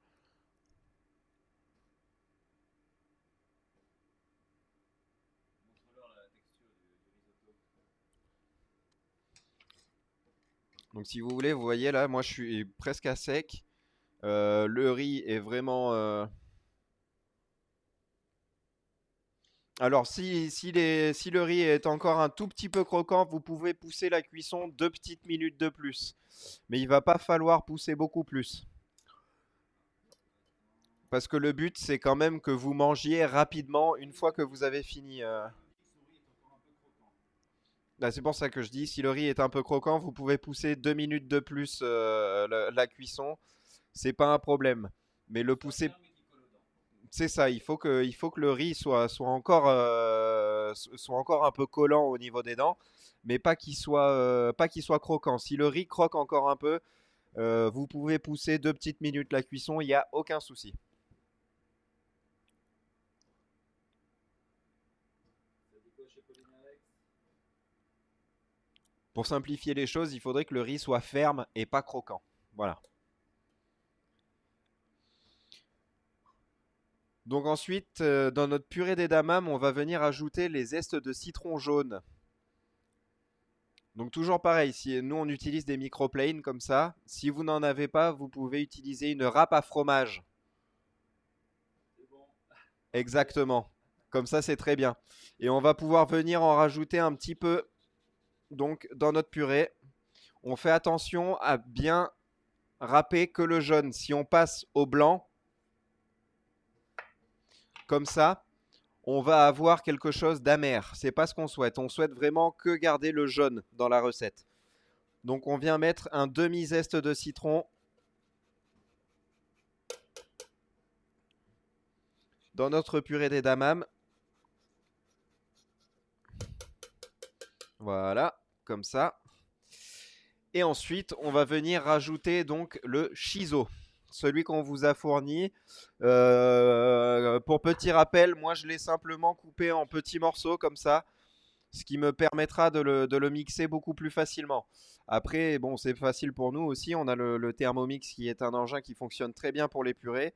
Mais chez vous, même avec un mixeur plongeur, vous pourrez largement mixer tout aussi bien cette purée. Et donc, on va venir mixer cette petite purée. Hop. Alors, le temps, on s'en fiche. La température à 0. Et en puissance 6. Donc là, moi, j'ai donc les Saint-Jacques qui sont en train de refroidir au frigo.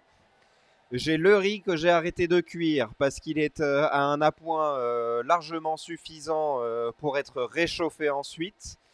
J'ai la purée d'edamame qui est en train de finir de se mixer. Tiens, dis à Laurie et Doug s'ils ont pas de mixeur, s'ils ont un plongeur, ça fera l'affaire aussi. Est-ce que tu peux me passer celui qu'on a là-bas là?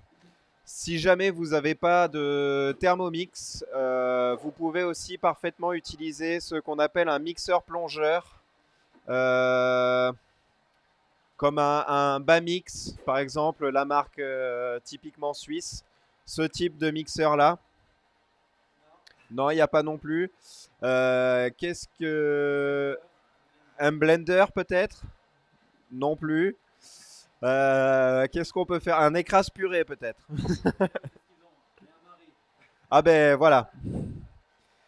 Vous pouvez tout à fait le faire avec ça. Elle sera juste un petit peu moins lisse. Mais vous pouvez carrément le faire avec ça aussi. Alors, attends, je vais lui faire. Hop, je vais prendre la maryse.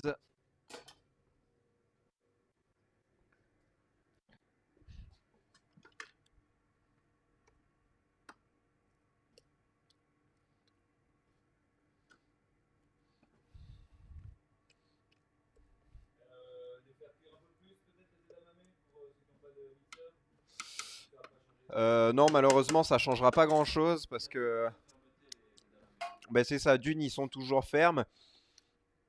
Et en plus de ça, c'est en fait, je sais pas si vous avez déjà utilisé de la farine de soja, mais il est utilisé comme épaississant dans la cuisine, dans certaines cuisines en farine ou en fécule.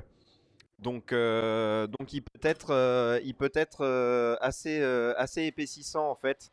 Donc sans mixeur, ça sera difficile d'avoir quelque chose de très lisse, mais vous pouvez quand même les avoir. Si jamais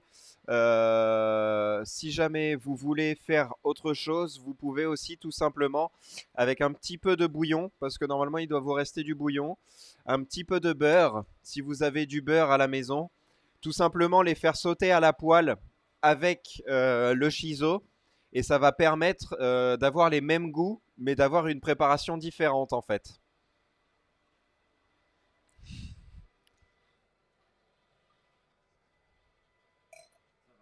We try, we try.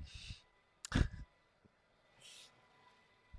note, volontaire Satori en mixeur.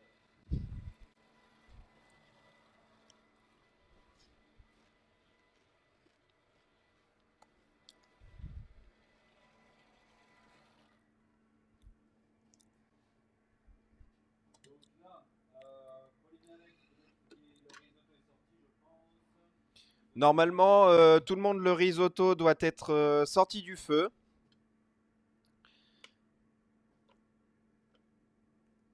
Du moins, j'espère. À côté de ça, on vous a fourni un petit. Comment ça s'appelle? Un petit sachet avec du mascarpone et du beurre. C'est ce qui va en fait permettre de lier le risotto. pas tout de suite. On va pas l'utiliser tout de suite. Ça sera chez vous à la maison. Une fois que vous aurez mangé votre entrée. Parce que là, en fait, nos préparations de base sont terminées. Donc, on va commencer à dresser, à préparer, à dresser le comment ça s'appelle, le tartare. Et ensuite, on va préparer ensemble l'ensemble des choses pour vraiment venir préparer le risotto. Voilà, qu'est-ce qu'on peut faire? On fait l'entrée, on mange l'entrée, et on revient 10-15 minutes après.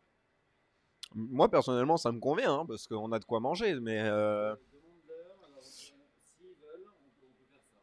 ou alors, si vous souhaitez vraiment que vous trouvez que notre compagnie est très agréable, on peut faire en sorte de manger en même temps que vous, et puis revenir après pour vous montrer comment finir le risotto. Ou alors, ça c'est, moi je vous montre toutes les étapes nécessaires à la réalisation du risotto. Les Saint-Jacques sont déjà marqués, donc il vous restera plus qu'à les mettre au four. On peut vous montrer une manière très simple mais efficace de dresser le risotto à la maison et tout simplement tout vous montrer d'un coup et faire en sorte que vous puissiez après faire le risotto en autonomie à la maison chez vous, mais en pensant à nous. Si, voilà, dis-leur s'ils veulent, c'est comme vous voulez. C'est comme vous le souhaitez. Soit si vous voulez préparer le tartare, le dresser, faire une pause de 10-15 minutes, de manger et après revenir pour finir le risotto. Ou alors on leur montre tout d'un coup, comme il faut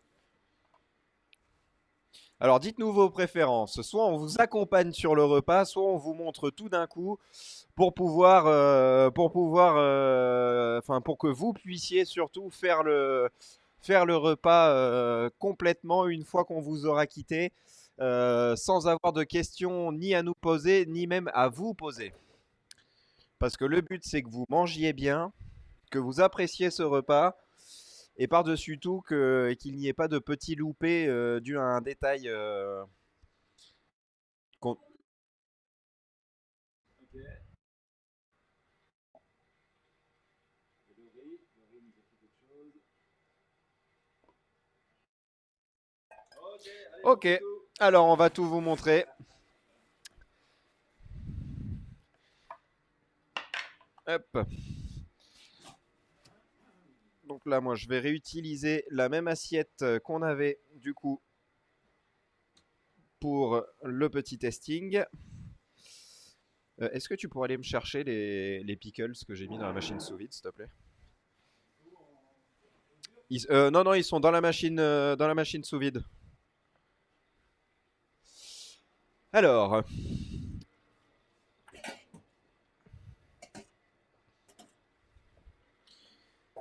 donc pour faire simple, dans notre tartare, il va nous falloir naturellement la viande, le mélange de champignons et de gingembre,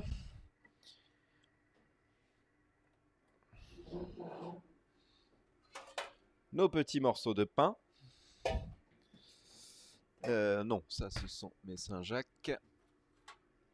Nos grenades, nos cébettes. Ah.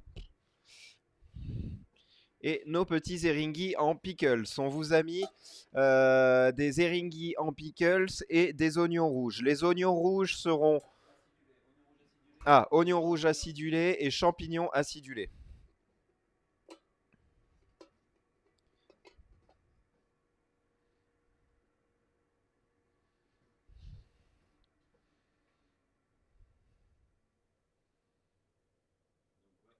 Tout le monde a tout, on est bon. Là, le riz, vous tenez bien les champignons acidulés. En effet, c'est pour le tartare. Donc là, vous voyez, j'ai donc mes petits morceaux de pain. Donc nous, on va faire qu'un seul tartare parce que on est gourmand, mais pas à ce niveau-là. Donc je n'ai que 3 morceaux de pain. Vous, normalement, chez vous, vous en avez 6. Vous pouvez mettre ça sur une plaque allant au four. Vous pouvez tout à fait réutiliser la plaque lèche frite que vous avez utilisée tout à l'heure. Vous pouvez mettre... Ça, c'est quand on est prêt à manger. Pour toaster les pains. Eh bien, on va le faire en même temps qu'on dresse le... Parce que le truc, c'est quand même que le pain soit à température tiède, en fait. Donc, on le fait grosso modo 5-6 minutes avant de passer à table. Donc, c'est pareil. Si vous avez une table à mettre, si vous avez des petites bougies à allumer, un bouquet à sortir, vous pouvez déjà commencer à préparer tout ça parce que en vrai, on ne va vraiment pas tarder à passer à table. Donc on va préparer donc ces petites tartines de pain. Moi j'ai mis un tout petit peu d'huile dessus parce que je préfère, c'est plus gourmand. Vous à la maison, vous n'êtes absolument pas obligé. C'est vraiment quelque chose d'aléatoire. Ça fait des toasts qui sont beaucoup plus croustillants sans l'huile, mais l'huile va faire qu'ils vont croustiller un tout petit peu plus longtemps. Donc c'est un peu un choix. Chacun fait le sien. Donc on a notre veau et notre garniture avec les champignons et le gingembre et le jus de citron. Donc je ne sais pas si vous sentez, si vous avez goûté ou pas, mais ça sent déjà extrêmement bon, c'est très gourmand. Ça sent la fraîcheur du citron, la gourmandise de l'huile et du champignon. Donc on vient mettre notre champignon et notre gingembre à l'intérieur. On va venir le mélanger. Tac.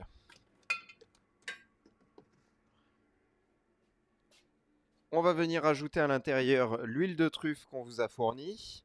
Peut-être pas toutes, parce qu'il y en a pas mal quand même. Hein. C'est fort. Hein. Alors, c'est ce que j'allais dire pour l'huile de truffe. Allez-y avec parcimonie. N'hésitez pas à en mettre un petit peu, à goûter. à adapter en fonction de vos préférences. On vous en a mis un petit peu en fait pour imager la dose maximale pour un tartare pour deux personnes. Si vous mettez tout, vous n'aurez pas spécialement beaucoup d'autres saveurs à côté. Donc, mettez-en déjà, j'allais dire un tiers, goûtez et on verra comment est-ce que ça finit. Là, pour le moment, j'assaisonne le tartare parce qu'il a besoin de s'imprégner un petit peu d'égout. On va venir mettre aussi une petite poignée de sel là-dedans. Ensuite, une fois que j'aurai assaisonné le tartare, je vais finir le risotto en même temps. Et pendant le temps que je finirai le risotto, en fait, je lancerai les toasts. Et comme ça, je finis le tartare en même temps que je finirai le risotto. Et vous, c'est ça, sachant que le risotto derrière, vous n'aurez pas à le faire en même temps que moi. C'est simplement une illustration en fait de ce que vous allez avoir à faire quand vous ne serez plus, enfin quand vous serez ensemble, qu'on ne sera plus là. Donc on rajoute un petit peu de poivre aussi, l'équivalent de 4-5 moulins par personne. Donc c'est-à-dire que chez vous, vous pouvez mettre du poivre de manière assez intense parce qu'au final, le champignon, le gingembre, etc., il faut que ça nécessite quand même un certain assaisonnement.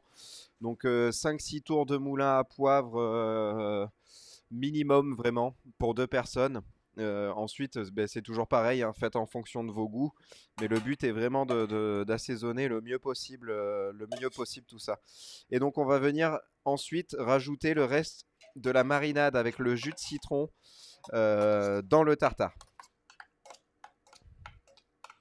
Donc là voilà, on va le laisser reposer 3-4 minutes, ça va permettre à la viande de s'imprégner de toutes les autres saveurs. Et ensuite, il ne nous restera plus qu'à dresser. Donc moi, je vais faire maintenant le risotto. Comme je vous ai expliqué, vous n'aurez pas besoin de le faire. Oui.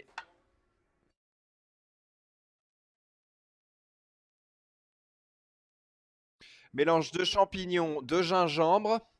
En plus, vous avez donc l'huile d'olive, le citron qui sont aussi déjà dans le gingembre. On rajoute l'huile de truffe. Allez-y avec parcimonie, un tiers par un tiers. Et ensuite, on viendra rajouter d'autres choses au dressage. Rajouter aussi un petit peu de sel et de poivre. Mais après, tout le reste, on viendra le mettre au dressage. Tout ce qui est pickle, enfin champignons acidulés, grenades, cébettes, on viendra tout rajouter dessus au dressage en fait. Voilà, de rien. Oui, Laurie, faites doucement avec l'huile de truffe. C'est vraiment puissant. Donc on y va doucement.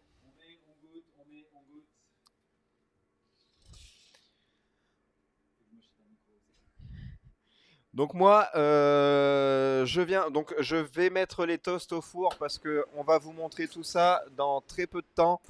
Ça sera ok. Quand vous mettrez donc à dresser votre tartare, mettez les toasts au four, mais faites-le un peu plus tard. Comme ça, vous aurez l'ensemble. Grosso modo, le toast, il faut qu'il passe 4 à 5 minutes maximum au four à 180 degrés.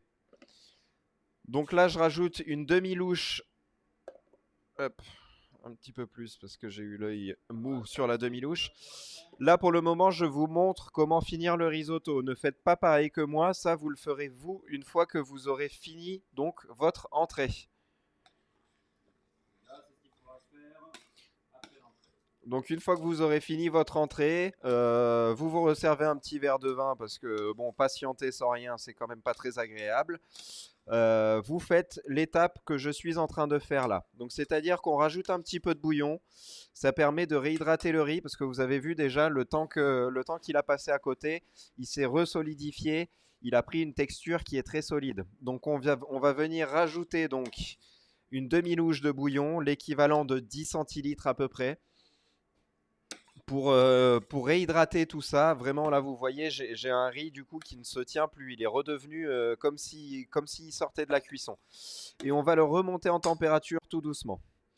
À côté de ça, on vous a préparé du beurre et du mascarpone. Donc là voilà, c'est un sachet beurre mascarpone. Vous avez du jus de chou. Donc normalement c'est pareil, vous avez largement assez de jus de chou pour deux personnes. Il vous faudra environ 5 centilitres pour vraiment venir colorer tout ce riz. Donc là vous voyez, moi je commence à remonter en température. Je vais juste passer à côté 30 secondes, lui mettre un coup de feu vif.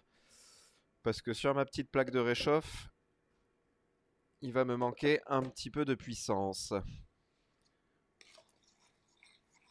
Donc là, voilà.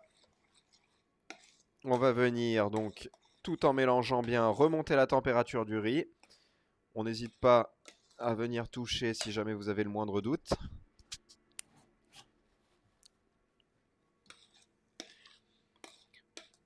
C'est pareil, à cette étape, on n'hésite pas. On vient rajouter un peu de sel si on trouve qu'il n'y a pas assez de sel. Enfin, on vient corriger l'assaisonnement en fait.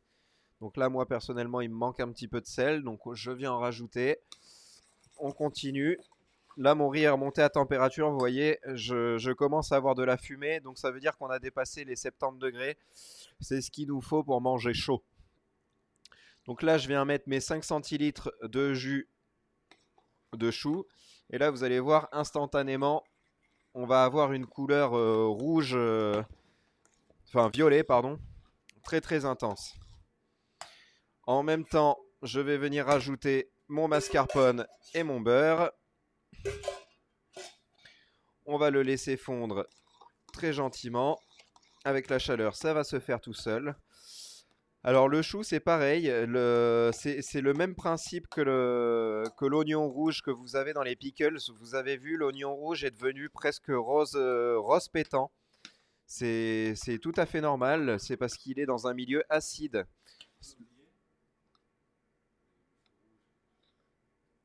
Non, je l'ai. Ah oui, si. Là, par contre, je l'ai oublié. Oui, c'est vrai.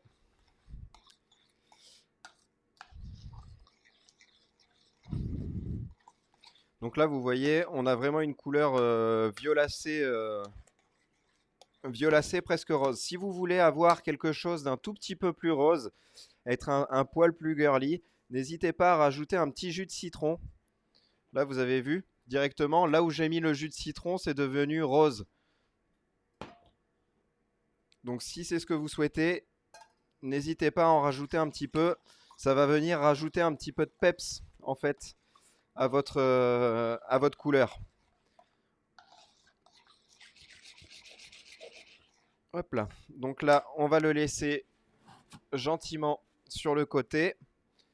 Comme ça va permettre au riz de bien remonter en température.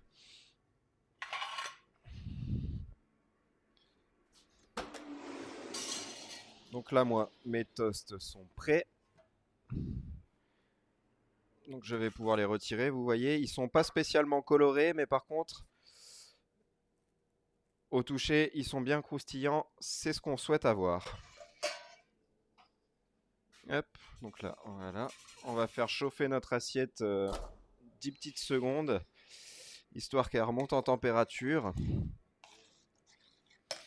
On va pouvoir prendre une petite casserole, mettre nos edamame à l'intérieur.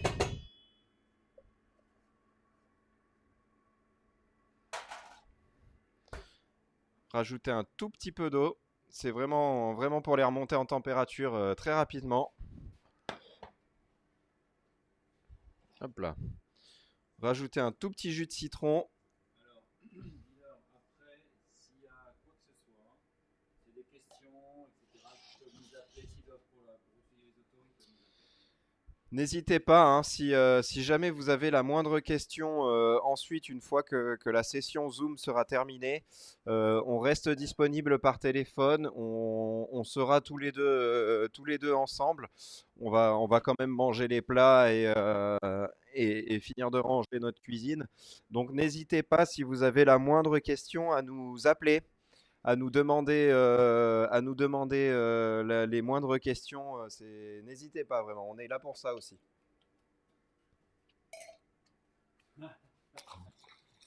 De quoi? Alors, j'ai Alex et Brune qui disent on n'a pas peur. Non, on est là, on est bon. Et après, il y a Sans parler d'avoir peur. Laurie demande ce qu'on fait avec le feu rouge. Alors ça, c'est un petit oubli de notre part. Si vous voulez en fait le rajouter, vous pouvez le rajouter au moment de la réchauffe. Il faudra le couper très fin.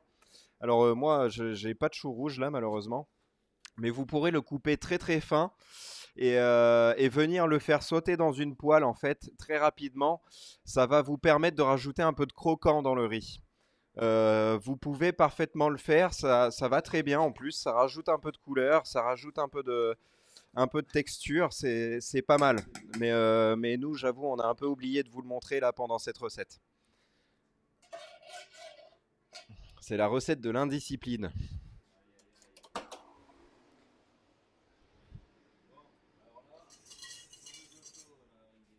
Donc là, le risotto, alors c'est selon les Italiens, enfin du moins selon les Italiens avec lesquels j'ai travaillé, parce que je ne vais pas parler au nom de tous les Italiens, surtout qu'ils sont eux-mêmes pas d'accord entre eux, donc bon.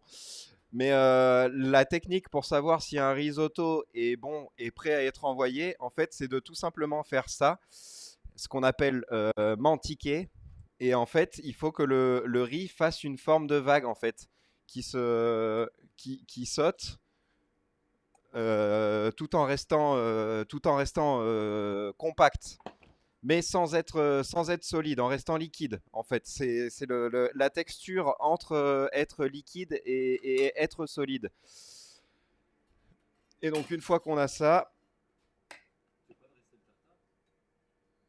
ben si, je peux leur montrer comment dresser le tartare. Mais le truc, c'est que là, moi, le riz, il est prêt. Enfin, Donc c'est bien ça, hein. Là, on est toujours sur l'explication de comment dresser le risotto.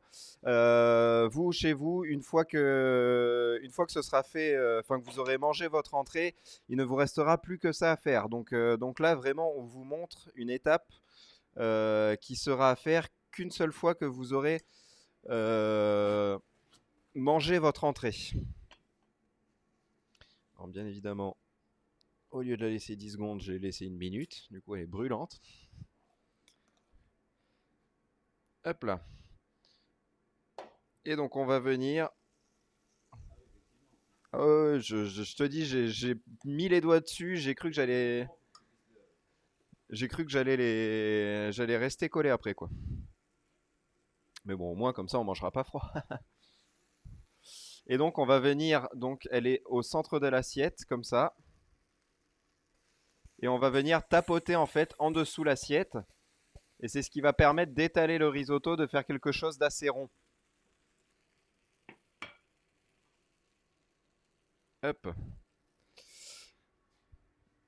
Donc ensuite, pour simplifier pour vous à la maison, parce que bon, nous pour le jour de l'essai, on a fait des petits points, mais chez vous à la maison, pour simplifier un petit peu le dressage, voilà. On va prendre donc notre purée d'edamame. Là, vous voyez, elle a un verre très frais, très Pepsi.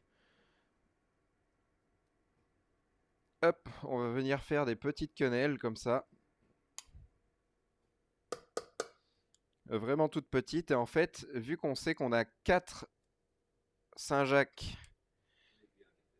Non, non, ça va. Vu qu'on a 4 Saint-Jacques, on va venir mettre tout simplement.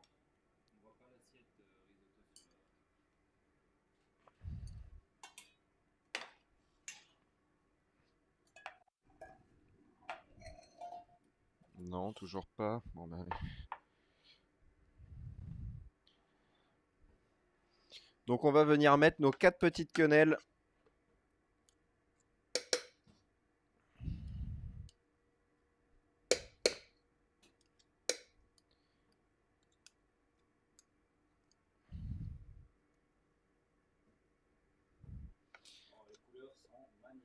de purée aux quatre coins, un peu comme si on faisait nord, sud, est, ouest.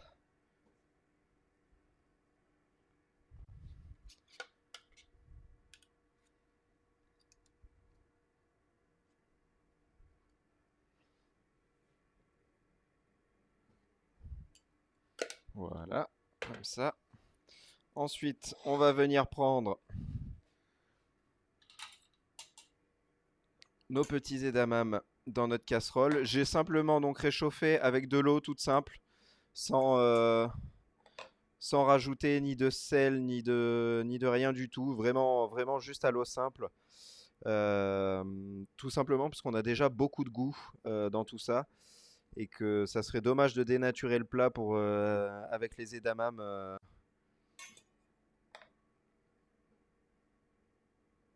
Hop, voilà. Donc ensuite, on va venir attraper nos Saint-Jacques. Je les ai passés au four là 3-4 minutes, c'est ça. La technique pour savoir si elles sont cuites ou pas, tout simplement, c'est que sur le dessus, bon, je ne sais pas si vous le voyez très bien là, mais sur le dessus, il y a des petites perles d'humidité qui viennent se créer. Ça veut dire que notre Saint-Jacques est remonté en température. Parce que ce qu'on va pas chercher à lui apporter de la cuisson, on va simplement chercher à lui apporter de la chaleur. Là, voilà. C'est ça, 180, enfin 180 degrés, 3 minutes à peu près. Ça suffit largement normalement. Et ensuite, on vous a donc fourni des petits pickles d'oignons rouges. Donc les oignons rouges acidulés qu'on va pouvoir venir parsemer à droite à gauche. Donc c'est des oignons rouges qui sont acidulés au vinaigre de framboise. Donc ça va venir en fait apporter un petit peu de un petit twist. Ça change tout simplement de manger du citron ou de manger quelque chose de somme toute assez basique. Donc vous pouvez vous amuser avec les formes, aller à droite, à gauche, en haut, en bas. On vous a fait des pétales vraiment, vraiment bien dessinés pour justement permettre de vous amuser avec.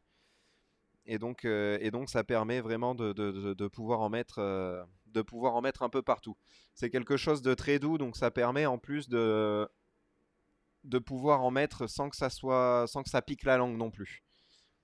Et donc là, on a notre assiette de risotto au chou rouge avec une purée d'edamame, des edamame et des oignons rouges acidulés. Pour tout ce qui est pickle, etc., on va faire des petits ateliers. On va faire des petits ateliers. Déjà, les recettes vous seront fournies par la suite donc sur le site, comme on fait d'habitude.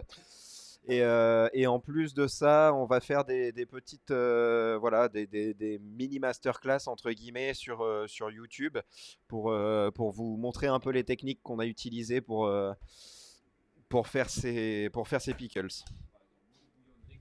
Ou le bouillon de légumes, ou oui, toutes ces préparations en fait qu'on fait un peu d'avance.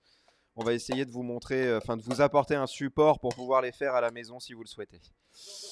Donc là maintenant, on va s'amuser à dresser notre tartare. Donc j'ai mis à toaster mes petits morceaux de pain un petit peu en avance. Ils sont encore tièdes, donc c'est tip top. On va pouvoir donc venir maintenant dresser. Alors c'est pareil, chez vous si vous avez des assiettes rondes, vous pouvez tout à fait dresser de manière différente. Nous on vous propose un dressage comme ça, mais vous à la maison vous pouvez parfaitement dévier de ce dressage là. Allez, on va faire les deux assiettes comme ça. Donc là, vous voyez, j'ai une ligne. En tout, on vous a mis 80 grammes de viande par personne. Et il y a à peu près 50, ouais, 50 grammes de garniture à côté. Donc vous pouvez vous faire des tartares qui font quasiment 100 grammes par personne. C'est pareil. Encore une fois, c'est très généreux. Mais c'est le but aussi, c'est de se faire plaisir, de pouvoir enfin sortir de table en se disant j'ai plus faim et j'ai bien mangé. Donc c'est tout à fait normal. Il vous en restera peut-être un peu si vous êtes des petits mangeurs, mais le but c'est vraiment de bien manger. Donc là, voilà, on vient donc se faire sa petite ligne de tartare de veau.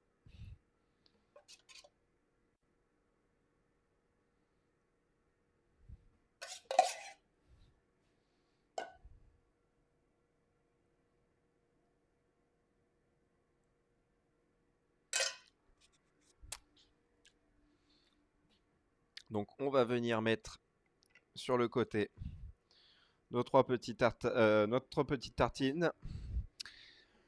Qu'est-ce que j'ai fait de mes garnitures là? Hop. Donc là, on vient mettre par-dessus notre grenade. Donc on n'hésite pas, on en parsème un peu partout dans l'assiette. Le but, c'est que ça appelle l'œil, que ça soit gourmand, que ce soit vraiment quelque chose de frais. Ensuite, on va venir mettre nos tuiles de parmesan. Donc vous voyez, on n'hésite pas à les planter vraiment à l'intérieur, à jouer avec les volumes, les textures, on y va. Et venir ensuite parsemer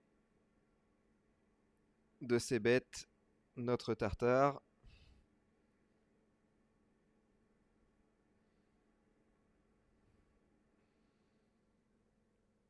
Encore une fois, c'est la cébette qui va venir apporter ce petit côté un peu frais qu'on retrouve dans les tartares traditionnels avec l'oignon, le cornichon, les capres. Mais là, c'est vraiment la cébette qui va venir apporter ce côté un petit peu frais. Et les champignons. Fut un temps, je les avais. Ah oui, c'est ça. Et donc pour finir, donc voilà, vous avez vu, vous avez des petites lamelles d'Eringhi, c'est pareil, c'est des champignons acidulés qui ont été faits avec un petit mix d'épices et de plantes. Vous avez aussi un peu d'estragon à l'intérieur, donc ça apporte une petite touche anisée qui viendra justement contrebalancer le côté herbacé qu'on a dans le plat après. Ça va vous apporter une certaine continuité. C'est vraiment le but recherché. Et voilà.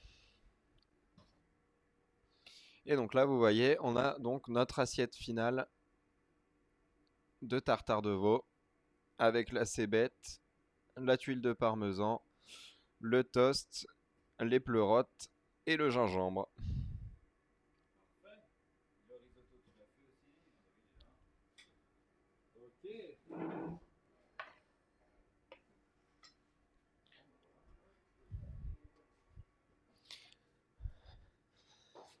N'hésitez pas à me dire si vous avez des questions, si vous vous demandez quoi que ce soit. Si vous sentez que vous allez avoir un problème, encore une fois, n'hésitez pas à nous appeler, nous restons disponibles. Et puis il va plus que nous rester à vous souhaiter un bon appétit et surtout une bonne santé. Santé. Ah, Oui, Joey.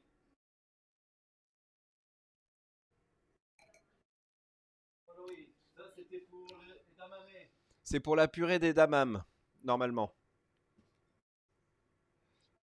Il fallait mélanger le mets. Maintenant, je peux le saupoudrer sur le risotto. Mais c'est pour ça, si jamais vous faites pas la purée des damames, que vous conservez juste les fèves des damames, vous pouvez parfaitement le mettre par-dessus le risotto en décoration. En fait, ça apportera quand même le petit goût anisé qu'on cherche à avoir par cette plante, et vous aurez les mêmes saveurs, même si vous n'aurez pas forcément les mêmes textures que ce qu'on vous souhaitait vous faire. Ouh, j'arrive, j'arrive. On a déjà une assiette de dressé, et ça a l'air bien appétissant, dis donc. J'arrive.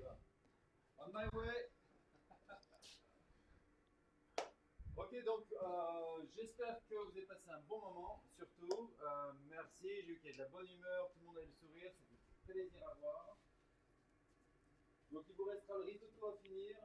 Surtout, vous n'hésitez pas. S'il y a la moindre question pour le risotto, vous m'appelez. Mon numéro, normalement tout le monde l'a. Vous m'appelez directement sur mon attel. Nous on est ici, on attend, on va manger un morceau ensemble. Donc si une question sur le risotto, vous nous appelez, on est à votre disposition. On est là pour partager une expérience, partager des choses avec vous.